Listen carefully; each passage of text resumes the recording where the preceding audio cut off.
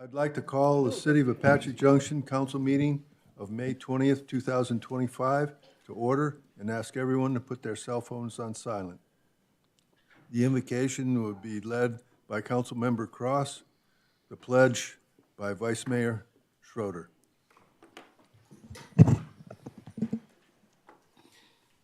Heavenly Father, we thank you so much for this day of life you've given us. We pray for your wisdom and guidance in conducting the city's business. Help us to be good stewards of the community. We pray for protection for all our service members, our police and fire, and all other first responders. We also ask that you keep them safe in all their dealings. We also ask for your healing hand to be with our council member who will be having a medical procedure next week. We ask that you help them to heal fast and get back on their feet quickly. We thank you again for all the wonderful things you give us and provide. Amen. Amen. I pledge allegiance to the flag of the United States of America and to the republic for which it stands, one nation under God, indivisible, with liberty and justice for all. Roll call. Mayor Wilson, Here. Vice Mayor Schroeder, Here. Councilmember Cross, Here? Councilmember Heck, Yes. Here. Councilmember Johnson, Here. Councilmember Nesser, Present. Councilmember Soller. Here. You have a quorum, Your Honor. Thank you. Consent agenda. As a reminder, all items under the consent agenda will be approved with one motion. If a council member wishes to remove an item for future discussion, the request will be made prior to approving the consent agenda and will be moved to a new business. Do I have a motion on the consent agenda? Your Honor, Yes. I move that the consent agenda be accepted as presented and authorize City Manager Bryant Powell to execute the intergovernmental agreement with the Arizona Department of Water Resources as listed under item number 4. Second. Moved and seconded. Roll call. Councilmember Soller, Yes. Councilmember Nesser, Yes. Councilmember Cross, Yes. Councilmember Johnson, Yes. Vice Mayor Schroeder, Yes. Councilmember Heck, Yes. Mayor Wilson. Yes. Passes unanimous. Thank you. Regional intergovernmental updates. Does anyone have any updates over here? I can elaborate a little bit on today's East Valley member, or what is it here? East Valley Business meeting that we had, the annual meeting. It's the 43rd year for it. And the main item that we kind of discussed and talked about today was AI and how remarkably fast it's growing and growing and growing. One of the biggest things that they say is that AI will have firm control over most things by 2030, which is, in a way, kind of scary. So we had a administrator from the school system there, and she talked about how it's so difficult now for students to write an essay without plagiarizing because of all the information that's out there. And that with AI and them able to have a speech written or a book completely reviewed with the click of a button, she said that one of the things that school districts and educators need to do is take that into consideration and come up with a way of actually using AI in the curriculum. So, and that's the other big thing is everybody, all businesses across the world should be utilizing AI in some form or another because it's already here. We think about it. We have a conversation with somebody, and next thing you know, all the ads on our cell phones are AI generated, exactly what you were talking about. So anyways, that was a really interesting meeting and very informative. Anyone else? Yes. I got back from Washington DC. I was up there the week of May 15th for National Law Enforcement Officers Memorial. Guest speaker was, the main guest speaker was Vice President Vance with a video from President Trump.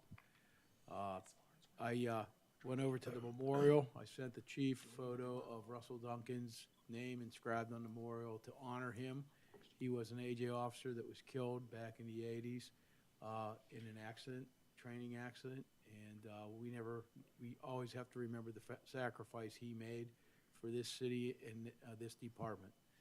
Also, I attended tonight, Chris Brady, the city manager of Mesa's going away party. He is retiring from the city of Mesa June 1st, and so say goodbye.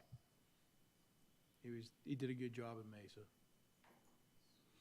Anyone else? Well, I got a couple things that I attended. First off, at Able Aerospace, a couple weeks ago, I attended. At Aerospace, rather, they do a lot of work on, I'm going to say, aircraft parts, landing gears, flaps, the assemblies, the tracks that they use on the aircraft. After you've had so many flying hours, they have to be taken off and have to be either rebuilt or repaired, and new ones put in place or rebuilt ones put in place. And Able does those projects in the aspect that one of the problems they are currently involved with is part of the tariff problems that they're facing is to get those parts into us, even though they've been taken off an aircraft from some other country, coming into us, there's a tariff fee put onto it. And even though it's, I'm going to say less than the full value of, or a new value of one, but it's still a tariff that has to be paid on it. Then, when they send it back to them, now mind you, they're under contract to fix it and repair it and send it back to the original owner of it, they are faced with a tariff now going into their country as well. So they're trying to work around this, and it's been something that's affected them, and they're very concerned on how this is going to affect the price of repaired parts. This past, what was it, Monday? I've forgotten now what it was. Last week, yeah. It was Friday, wasn't it? Yeah.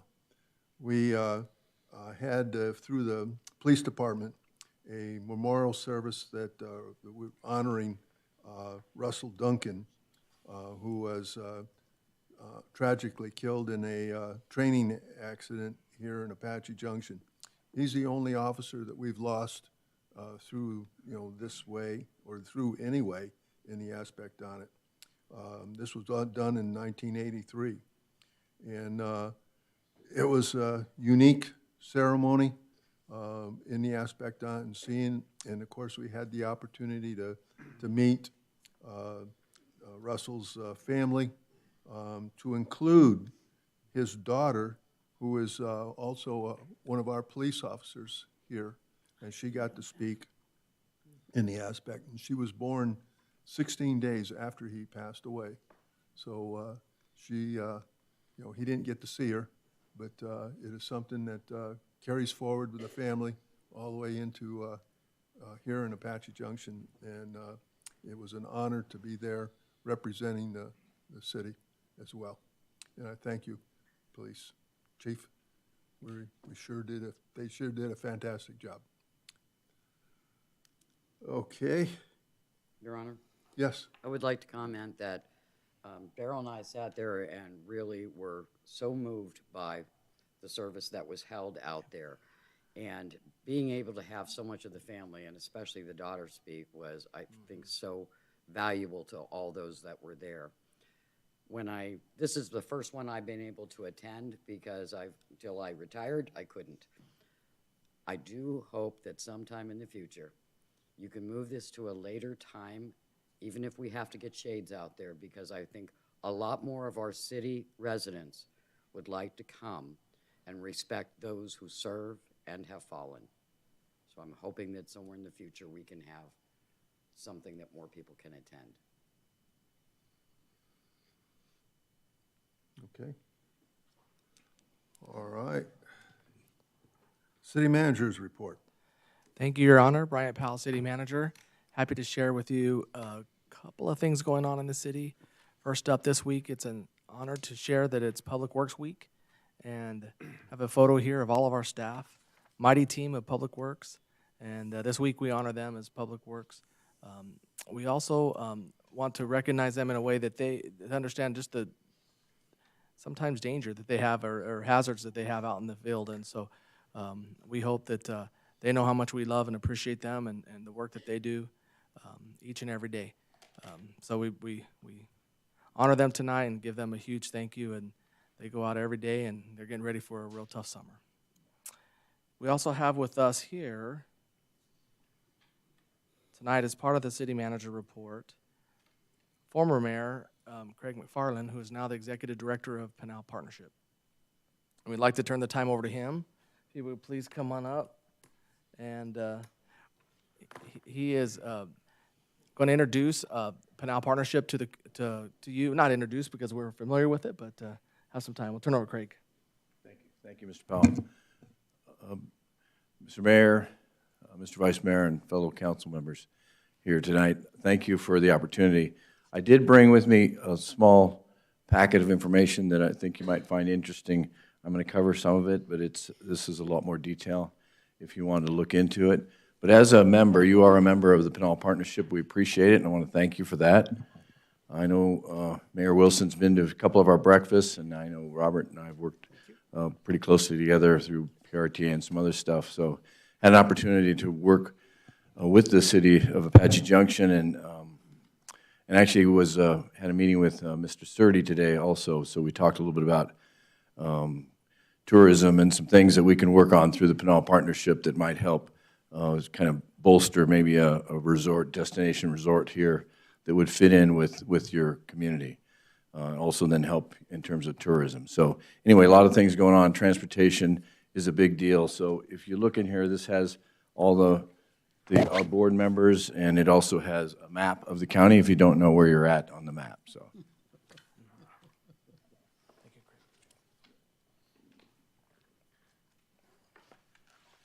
If I just hit this, it'll advance.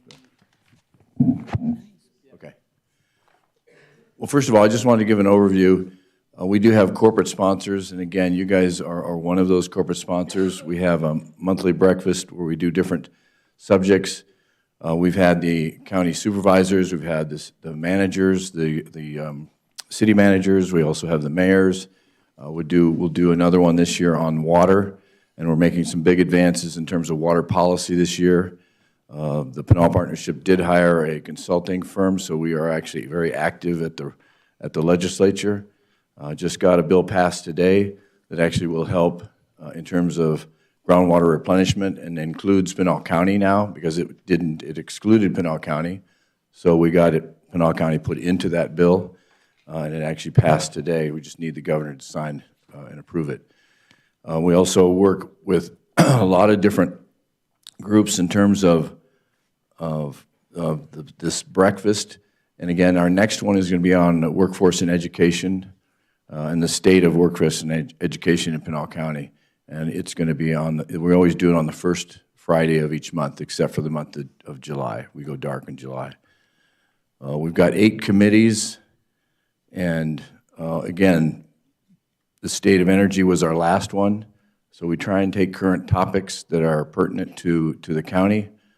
Transportation is a big one. I just did a presentation last week to the county supervisors on involving ASU's decision theater in developing a regional transportation plan for the entire county.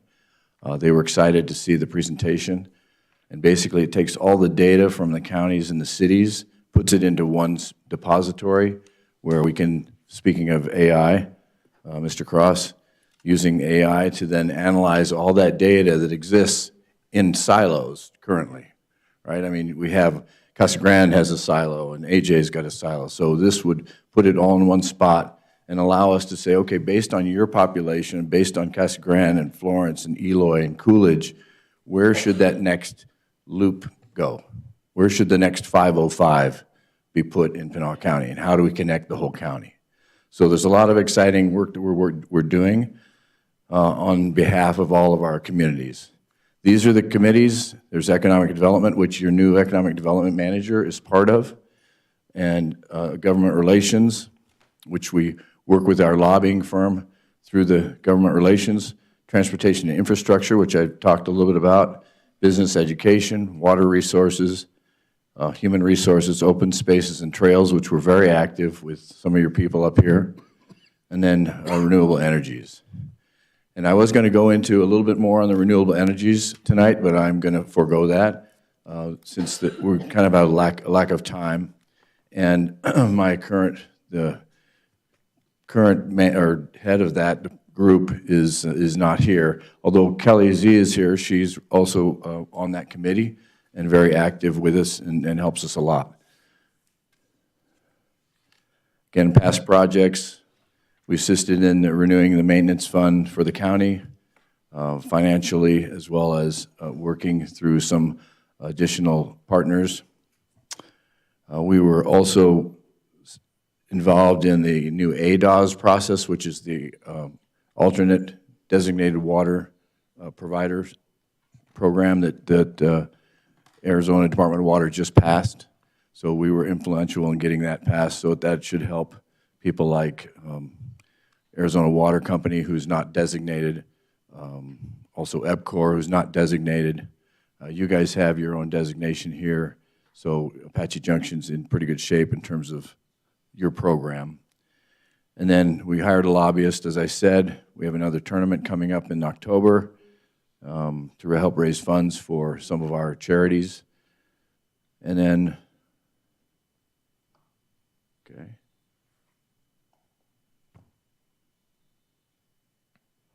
No, you want to hit the next one?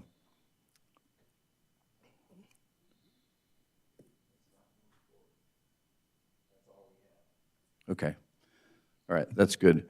Anyway, I just wanted to offer up, we do have a renewable energies group, and really the purpose of it was to try and debunk some of the misnomers about some of the renewable energies that are out there. We do have an energy crisis in Arizona. It is going to come to a head. SRP has indicated that in the next 10 years they're going to have to double their electric output. It took them 100 years to get where they're at today. They have to double it in the next 10 years. So we need to start looking at it. It's more to bring awareness. I think there's lots of different mechanisms we can use. I think the new micro,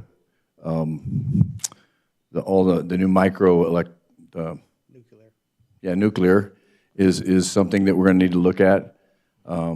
You can put a plant right next to a data center that then powers the data center. So, and the data centers then don't have to be in the metropolitan area. They can be South Pinal County. But we still need them. We still need the power. Solar is still going to be viable. It just needs to be in the right place. And so gas is important as well.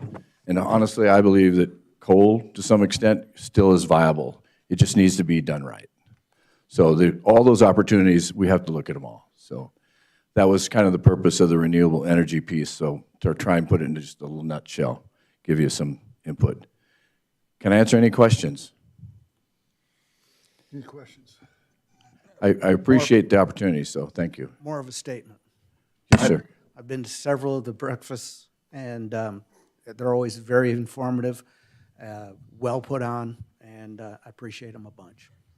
Good. Well, and we have committees backing up the whole organization, and it's made up of really a lot of people who are doing a lot of good work. So, and we'll continue to try and keep you all informed in terms of what those activities are. Vice Mayor? Yes.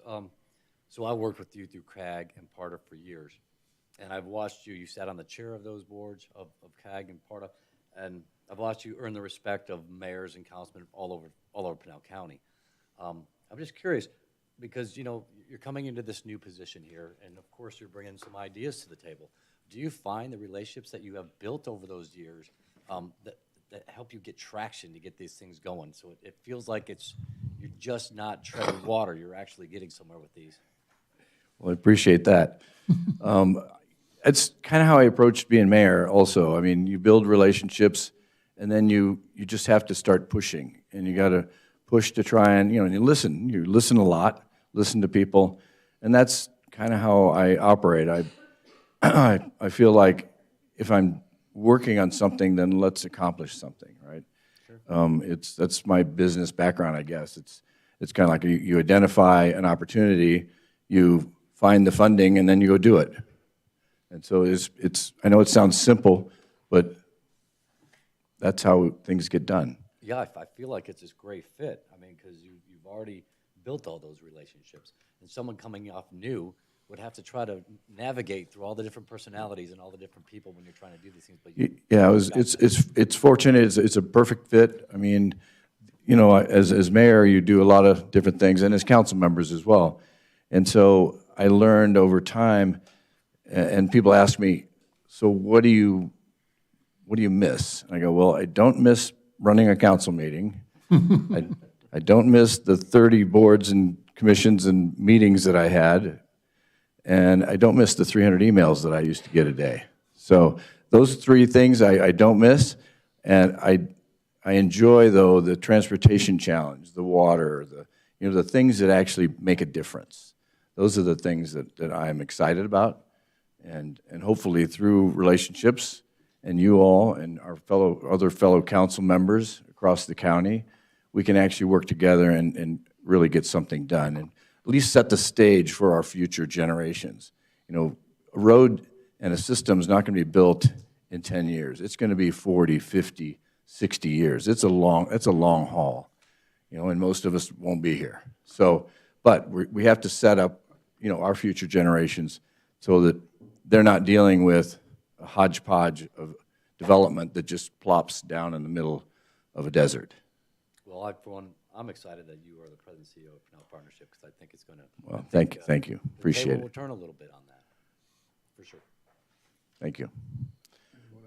Any other questions? No questions, but I'm going to make one thing too as well. I want to say thank you very much for all your support over the years for, when you were mayor and then, moving on up into this position. Well, thank you very much for all your support and your doing. And we're there to hold your back as well. Thank you. Perfect. Thank you, Mayor. Thank you all. Thanks, Grant. Thank you, and we'll now turn the time over to Kayla, who has an update on current events. Good evening, Mayor and Council. Thank you for letting me step in on behalf of Eli tonight. We have two current events for you, starting off with an annual favorite, which is the return of our summer reading program at the Apache Junction Library. This, of course, not only is a great way to keep students and kiddos engaged over the summer to maintain their literacy levels, but wonderful for all ages, readers of all ages to enter to win prizes, participate in activities, all by logging their books and reading hours. The actual program itself runs from this Saturday, May 24th through mid-July. And during that time as well, the library will be hosting over 100 free different types of events, demonstrations, activities that are open to residents and non-residents alike. All of that, of course, on their website and social media platforms. And then on May 29th, they will be hosting a special kickoff event.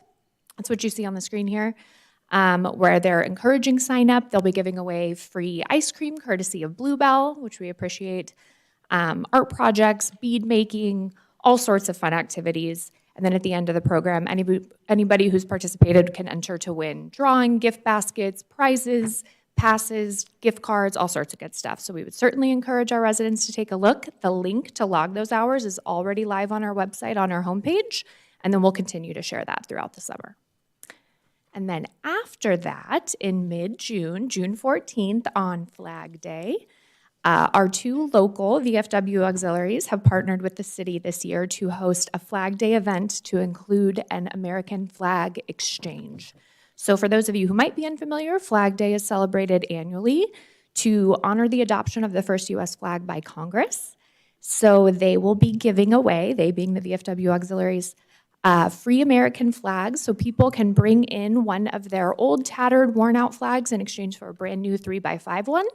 City staff will also be there on site with a prize wheel to give away our new local City of Apache Junction flags, as well as a bunch of fun, good swag. And then for younger participants, this is for all ages as well. So if you're 14 and under, you can participate in the Pledge Challenge. So if you can recite the Pledge of Allegiance, you win a goodie bag. So we would encourage families to mark their calendars for that as well. That concludes our current events. Thank you, Your Honor. That concludes my report. Thank you. I'll add one other thing is, of course, this coming Monday, we're going to have Memorial Day at the funeral in Mountain View. Mountain View, yeah. And it's an event. It starts early in the morning. I think if I remember right, it's 8:30 in the morning. No, it starts supposed to be at 9. At 9, okay. Well, I'm told to be out there by 8:30, so. Yeah. But yeah, I encourage everybody to come on that as well. Okay. Public hearings, presentation, discussion, and public hearing, consideration of ordinance number 1564. Nick. Thank you, Your Honor. Good evening, City Council. I'm Nick Leftwich, Senior Planner with the Development Services Department of the City of Apache Junction. Having received direction to staff in the May 6th City Council meeting, staff have prepared text amendment ordinance 1564 for your consideration tonight. Again, it is a proposed text amendment of the Apache Junction City Code, Volume 1, Chapter 8, Business, and the regulations pertaining to fortune-telling businesses therein. So as a recap, these are the city codes regarding fortune-telling businesses in Chapter 8 Business. Article 1 has the definitions, which again is a very broad definition covering anyone claiming to have the ability to predict a person's future by palmistry, cards, anything like that. Article 2 has a requirement within a table that fortune-telling businesses receive direction from the, they receive approval from our police department, and that they would also pay an annual $1,200 fee. So there's nothing in the zoning code or any other restrictions or regulations regarding fortune-telling businesses, but these are the items that were noted. And as a matter of context, this item was first raised by a resident voicing a concern during our Citizens Leadership Institute that fortune-telling businesses have a significantly higher fee to be licensed within the city compared to other businesses. And as something that, as we brought this item to council and performed research, we did find that that appeared to be the case as we compared these fees to other cities and as we compared it to other fees within our own city. So with that, we have prepared two options for you tonight with Ordinance 1564. Option 1 would be a proposed amendment to the code that simply removes any regulation or any language regarding fortune telling. There would not be any language within the city code that would denote treating it any different or that would require any specific fee for it, other than standard business licensing procedures. Option 2 is a proposed amendment to the Apache Junction City Code, and specifically Article 8-2, changing that $1,200 annual fee to a $100 fee. Having reviewed comparable cities and also counseling with our police department itself, we found that $100 would be a reasonable fee if they're required to perform background checks or anything that has been noted as a possible avenue.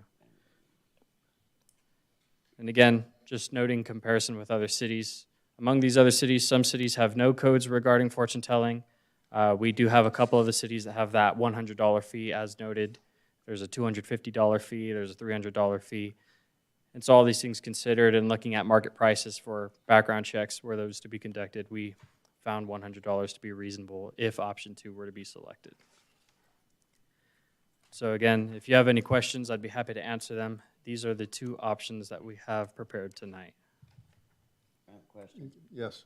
When you say for an annual permit fee for $100, I'm not sure why that we were even doing that rather than just going with option 1, because we don't have it in our code to run a background check. Where other places, they have a reason to charge that based on their code. But you didn't say, well, we're gonna do $100 and we're going to do a background check. You're just changing it to $100 every year just because they're still in existence. Is that correct? As a modification of the existing table, that would be correct. Right now, it is written that fortune-telling businesses require the approval of the Director of Public Safety. And in terms of coordinating with the city attorney's office, we found that if council directed that those background checks were to be performed, we would just modify that part of the table. But as staff had previously recommended with option 1 of just removing any of the particular and specific regulations for fortune-telling businesses, that's the cleanest way to do it. Otherwise, we may have to come back with So my further. understanding is that we would just get rid of that altogether, and if they apply, it doesn't matter what business they're in. They paid their business license, and they followed through on all the legal items they had to do to open a business here in Apache Junction. Is that correct? Yes, Under option 1. that's correct. Thank you. Your Honor. Yes. So the $100 would be in addition to the $100, there'd be a $55 business license as well. That's correct. This is an additional permit. Specifically, Article 8-2 has a table that has additional permits in addition to the standard business license and the fee associated therein. Yeah, it's just, option 1 seems more like a reasonable way of pursuing this and just dropping it all together. Anyone else have questions? Okay. I will now open this to a public hearing. There's a 5-minute time limit with a 1-minute warning that you will hear. Please state your name and address for the record. Anyone want to speak on this matter? I see all kinds of movement here. Yeah, okay. I will now close the public hearing and ask for a motion. Your Honor, Yes. I move that ordinance number 1564 be read by the title only and the reading of the entire ordinance be waived. Second. Moved and seconded. Roll call. Vice Mayor Schroeder, Yes. Councilmember Nesser, Yes. Councilmember Heck, Yes. Councilmember Soller. Yes. Councilmember Johnson, Yes. Councilmember Cross, Yes. Mayor Wilson. Yes. Motion passes. And for clarity, I will read option 1 first and option 2 second, unless there are objections.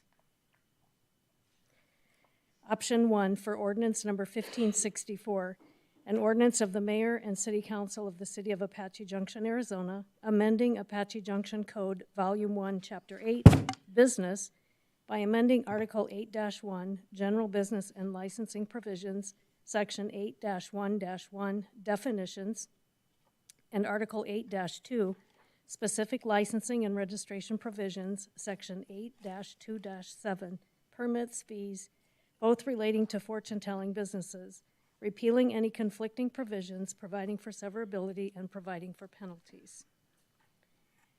Option 2 for ordinance number 1564, an ordinance of the mayor and city council of the city of Apache Junction, Arizona, amending Apache Junction City Code, Volume 1, Chapter 8, Business, Article 8-2, Specific Licensing and Registration Provisions, by amending Section 8-2-7, Permits, Fees, relating to the permit fee required for fortune-telling businesses, repealing and conflicting provisions, providing for severability, and providing for penalties. Okay, do I have a motion? Your Honor, Yes. I move that ordinance number 1564, as read by the city clerk, be approved and adopted as written for option 1. Second. Moved and seconded. Roll call. Vice Mayor Schroeder, Yes. Councilmember Nesser, Yes. Councilmember Heck, Yes. Councilmember Soller. Yes. Councilmember Johnson, Yes. Councilmember Cross, Yes. Mayor Wilson. Yes. Motion passes. Okay. No old business, no new business. Council direction to staff. Direction to staff on updates of city code related to a special event permitting. Riley. Good evening, Mayor and Council. Riley King, Management Analyst for Parks and Recreation. I am here tonight to get direction from you guys for our special event ordinance and process. So as we talked at the last meeting, why special events are so important. These are the reasons, and I gave you a plethora of them, but we really want to hit that safety at all events is our #1 priority. I just got to attend a special event and safety seminar in California, and unfortunately, there are a lot of things that can happen and go wrong at special events, and so we want to make sure that safety is our #1 priority. I went over with you guys who already has special events ordinances and permits. I did go back and look. Chandler does have both an ordinance and a permit that is required. The cities in yellow are our market cities that we always compare to. And then Tempe, Scottsdale, Gilbert, and Chandler are just some of the other ones that I looked at. As we discussed before, the current special event ordinance lives under city clerk and is related heavily to business licensing and not actual requirements for events. So there is no way that we can make people adhere to our process in our current code. So potential changes to the city code. So we're looking at repealing and replacing section 8-8, our community and civic events. It is very confusing at what event falls into which category, and we really want to make it a simple fee structure for the vendors. The food truck license, or the food truck, we want to review our practices and make sure that we're adhering to the state laws. So we discussed before that our food truck ordinance is actually not what the state laws are, so we want to look at that and make sure that they match. We would like to move the special event code in Parks and Rec. We want to create a better definition of what an event actually is, so it is very clear if your event is going to fall in an event or if it's just something that you're hosting at your business. We want to address the adherence to the application process. We want to actually have a permit for approved special events, so if your event is approved, you get a permit saying that you went through the process and that the city approved it. We want to make sure that there are requirements to provide proper safety and security protocols. And we do want to have consequences for people who willfully fail to follow the event regulations we have in place. And then we are going to look at other possible references in the city code to special events and make sure that everything matches. So our next steps, I will receive direction tonight from you guys. I will bring back research and draft changes to a future work session for you to review and consider, and then we'll do a public hearing to adopt new and revised ordinances and code changes. So our recommendation of direction to staff is to research and recommend changes and additions to the city code related to special event permitting and related regulations. That is all I have. I can take any questions you may have. Yes. Riley, Yes. clarify. You just stated on a business that's going to have an event at their business. That's not a special event, citywide special event, correct? So this would be not only for public events, this would be on public or events that are on public property.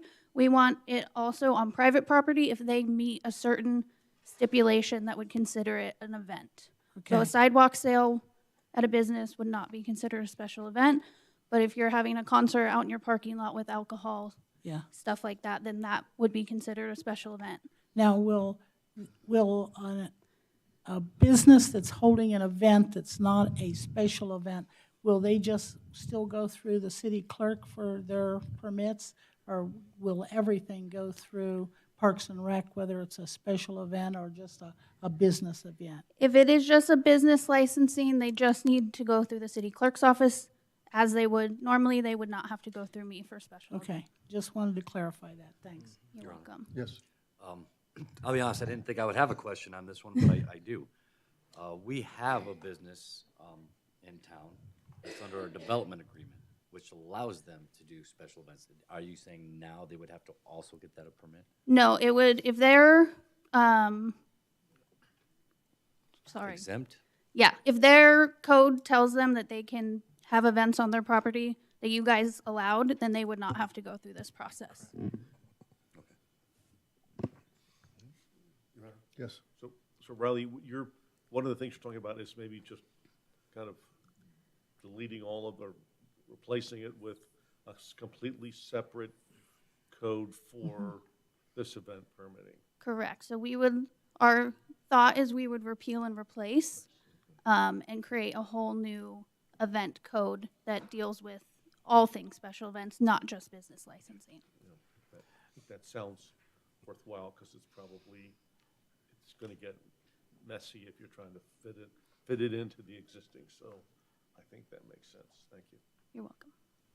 Yes. For clarification purposes, we're not talking about birthday bash in somebody's backyard with a There would- mariachi band playing until 10 o'clock at night. Correct. It is going to be very specific. That's why we want to have very specific guidelines that say this qualifies as an event. Okay. So the birthday parties at the park, in your backyard, stuff like that would not qualify for an event. Thank you. But now, if you wanted to have a birthday party at the Flatiron Park, So that would fall under Private our party. parks and park regulation and guidelines. So we already have that in our guidelines that you can rent a Ramada and have a birthday party at a park, and you get a park permit for that. Event means a lot of things, so you just. Pardon? The word event can mean a lot of different things. And so this is a very important time in our history as a city. As we get into more tourism, opening up a rodeo grounds, other things to bring into our community, this is gonna help us tremendously. and I think that's important, because you're right, I think you can look at events very differently in terms of size, dimension, and all that. Which is why we want to add very specific criteria to what would make something an event. So it's very clear to us and the public what consists of an event. So these are things like the concert that I'm already talking with you about, or car shows. When you're utilizing your space, you're gonna have security there, you're gonna have alcohol, you have to have special parking. All those big events are the ones that will go to this particular Parks and Rec. area. Correct. And the city events would also follow this same process. So our big 4th of July event, Halloween, all of those follow this same process that the public would. Anyone else? Okay, do I have a motion on council direction to staff?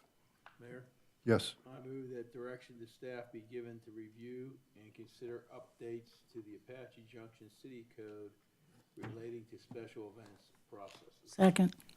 Moved and seconded, roll call? Councilmember Solar, Yes. Vice Mayor Schroeder, Yes. Councilmember Nesser, Yes. Councilmember Cross, Yes. Councilmember Hack, Yes. Councilmember Johnson, Yes, Mayor Wilson. Yes. Motion passes. We have a special event now. Okay. Call to the public. I would like to remind everyone the call to the public is a courtesy and not required by law. It's a time for the public to express requests, communication, comments, and suggestions. Requests to speak form must have been completed and handed to the city clerk before the end of the city manager's report. All issues shall be presented in a professional manner without personal attacks. Underneath the open meeting law, council cannot engage in a discussion on the issues presented, but may respond to criticism, may direct staff to follow up with each speaker directly and place this matter on a future agenda, for a council discussion. There's a 3-minute time limit for each speaker. And I've got a few here. Donna Carr.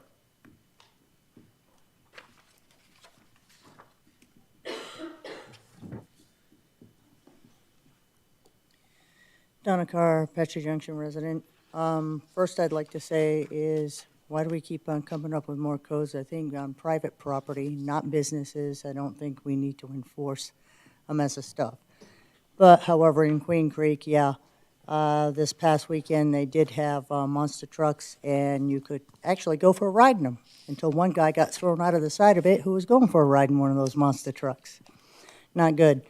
But anyway, I passed out a paper to all you council members and the mayor This road, 2100 block of West Virginia, this road had about a 2-inch seal put over the whole top of the road, fresh tar, and it looked good when they put it down.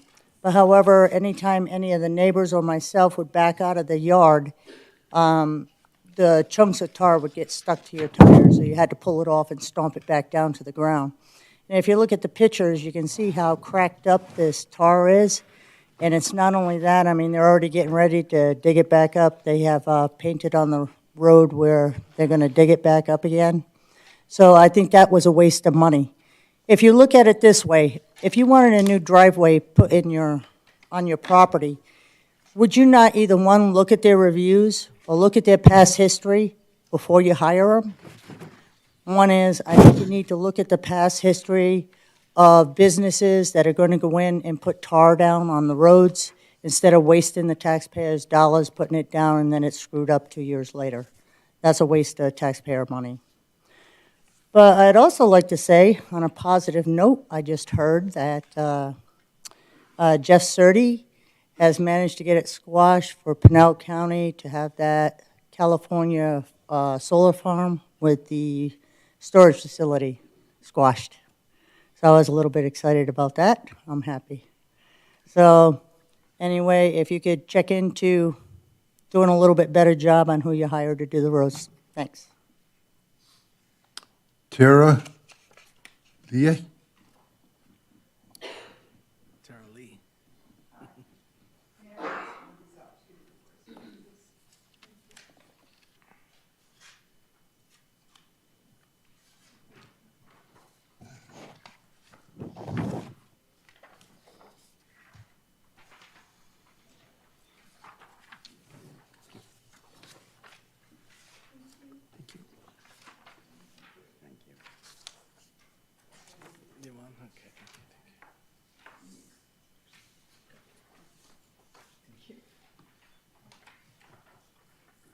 My name is Tara Lee. I'm a current resident of Apache Junction for the past 32 years.